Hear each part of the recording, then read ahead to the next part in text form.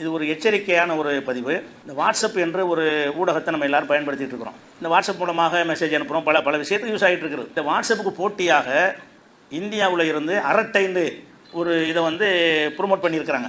இதை வாட்ஸ்அப்புக்கு நிகரானது, அதை விட மேலானது, எவ்வளோ நாள் அனுப்பலாம், என்ன வேணாலும் செய்யலாம், ஃபோன் பண்ணலாம், அது செய்யலாம், வாட்ஸ்அப்பில் உள்ள எல்லாமே அதில் இருக்குங்கிற மாதிரி விளம்பரம் பண்ணி அந்த ஊடகத்தை ஒவ்வொரு யூடியூப்காரனும் காசை கொடுத்து அதனுடைய சிறப்பை பற்றி பேச வைக்கிறாங்க. அரட்டை இப்படி இருக்குது, இதுதான் சிறப்பாக இருக்குது, வாட்ஸ்அப்பை விட மேலானதுக்கு அப்படிங்கிற மாதிரி ஒரு அரட்டைன்னு ஒன்று பரப்பிட்டு இருக்கிறாங்க. அந்த அரட்டை யார் தயாரிச்சிருக்கான்னு கேட்டால் ஒரு ஆர்எஸ்எஸ் இயக்கத்துக்காரர். ஆர்எஸ்ல முக்கியமான ஒரு பொறுப்பில் உள்ளவர், ஆர்எஸ்டைய நிகழ்ச்சிகளில் தலைமை விருந்தினராக அழைக்கப்படக்கூடிய ஒரு ஆள் ஸ்ரீதர் வேம்புண்டு அவருக்கு பேர். ஜோஹோண்டு ஒரு நிறுவனம், அந்த நிறுவனம் அவங்க அந்த அரட்டைங்கிறாங்க. அந்த அரட்டையில் என்ன செய்கிறாங்கன்னு கேட்டால் வாட்ஸ்அப் மாதிரி உண்டாக்கி உங்கள் தகவல்களை வாட்ஸ்அப்பு சேமித்து வைக்காது. அவங்க டிக்ளேர் பண்ணியிருக்கிறாங்க, உங்களுடைய டீட்டெயில் இருக்குல்ல அதெல்லாம் பதிவு பண்ணி வைக்க மாட்டான், யாரும் கொடுக்க மாட்டான் அப்படின்ற அவன் உறுதிமொழி கொடுத்துருக்குறான். இவங்க என்ன செய்கிறாங்கன்னு கேட்டால் நீங்கள் அதில் போடும்போது நீ பேர் விவரம்லாம் கொடுப்பீங்கல்ல, இன்ஸ்டால் பண்ணும்போது அதில் என்ன விவரமாக போயிடும். இந்த டீட்டெயில்களை எல்லாம் நாங்கள் சர்வரில் சேமித்து வச்சுக்கிறோங்கிறோம். அப்போ உங்கள் டீட்டெயிலை பூரா கலாண்டு வச்சுக்கிறோம்.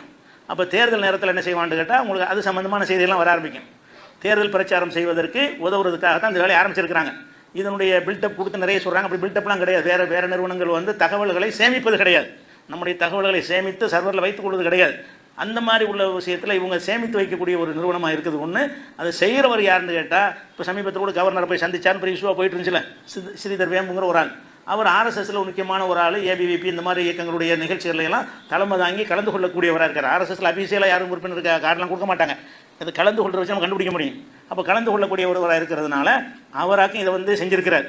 அவர் தனியாக மெயில் ஒன்று வச்சுருக்காங்க. மத்திய அரசாங்கத்துடைய அமைச்சர்கள் எல்லாருமே அந்த மெயிலுக்கு மாறுறாங்க. ஜிமெயில் இந்த மாதிரி மெயிலில் இருந்து இவங்களுடைய மெயிலுக்கு தங்களுடைய அட்ரஸை நானும் மாற்றிக்கிட்டேன்னு அமித்ஷா அறிக்கை விடுறாரு.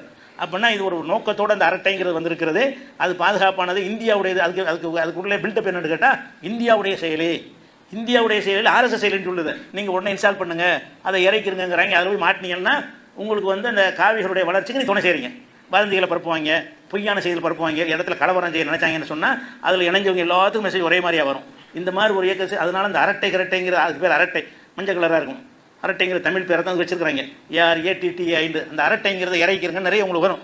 இப்போ ஃபேஸ்புக்கை திறந்தால் அரட்டை சூப்பராக இருக்குது அப்படின்னு உட்காந்து அவங்க சொல்கிறாங்க. காசு எல்லாம் அதை ப்ரொமோட் பண்ணுறாங்கல்ல, அவங்க எல்லாம் பெரிய காசை கொடுத்து இந்த அரட்டைங்கிறத ப்ரொமோட் பண்ணுறாங்க. அது மாற்றிடக்கூடாது. இருக்கிற வாட்ஸ்அப் டெலிகிராம் இத்தனை இருக்கிறது, அதுகளில் நீங்கள் இருக்கிறவர்கள் இருக்கலாமே தவிர இதில் இணைஞ்சு இந்தியாவுடைய தயாரிப்பு இணைஞ்சோம்னு சொன்னால் அது ஆர்எஸ்எஸ் வளர்ப்பதற்கு உதவும் என்பதில் கடுகளவு சந்தேகம் இல்லை. இது ஒரு எச்சரிக்கை பதிவு.